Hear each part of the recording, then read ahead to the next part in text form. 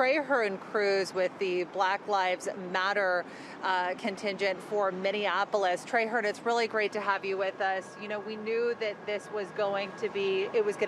case was going to call into question George Floyd's character, but are you surprised to hear the defense try to justify the actions that Derek Chauvin took that day when he was subduing George Floyd?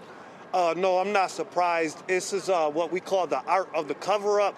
So the police department, Minneapolis Police Department, they have a procedure that they use when they kill people to try to cover up the things that they do. So they're always going to always blame the victim and say it was his fault and try to dehumanize them to legitimize the criminal action. So no, I wasn't surprised by that. The Reverend Al Sharpton said that even though Chauvin is in this courtroom, this is a referendum on America's criminal justice system. Mm-hmm. What does justice for George Floyd look like when you not just look at this case, but you look at the changes that need to be made to the overall system? Justice would be Derek Chauvin going to jail on all 3 counts. And then there would be major overhaul and reforms so things like this would never happen again. So BLM, Black Lives Matter Minnesota, we just put out a list of 12 demands. Some of those demands were renegotiating the contract that the Minneapolis Police Department has with the police union, requiring police officers to carry personal professional liability insurance. They don't want bad drivers on the road. We don't want bad cops on the police force. We want to end the 1033 grant program. We want a database of killer cops in America so they can't get fired here or cause terror here, then go down to Texas or California like Officer Yanez, who killed Philando Castile, did. So those are some of the things that we think, some reforms that we think could really make a difference. Trahern, it was remarkable for me as a journalist to essentially in Washington, D.C. have a front row seat to the demonstrations that we saw in the wake of George Floyd's death, mm-hmm. including the response that we saw from the police in Lafayette Park. I covered that as well.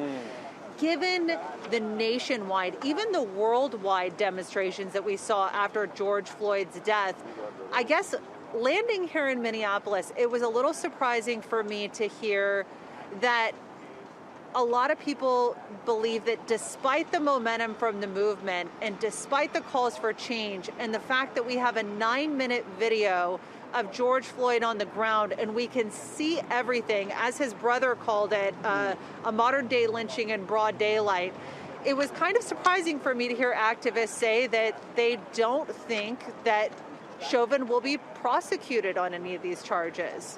Well, the reason why there was civil unrest is because George Floyd was murdered by Derek Chauvin. So the response that we're seeing, like you see the military here, you see that's making us think that perhaps there might not be justice. So, and then somebody might know there might not be justice, so they're preparing. So they did this when Breonna Taylor was murdered, then they came back with a verdict saying there's not going to be justice or charges in that case.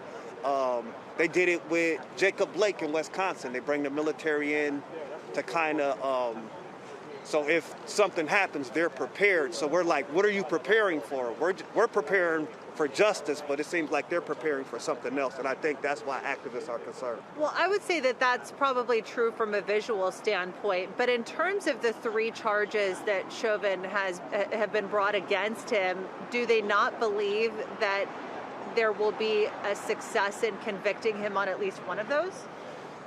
Over 400 people have been killed by police in Minnesota. Only one person has went to jail, and that person is black.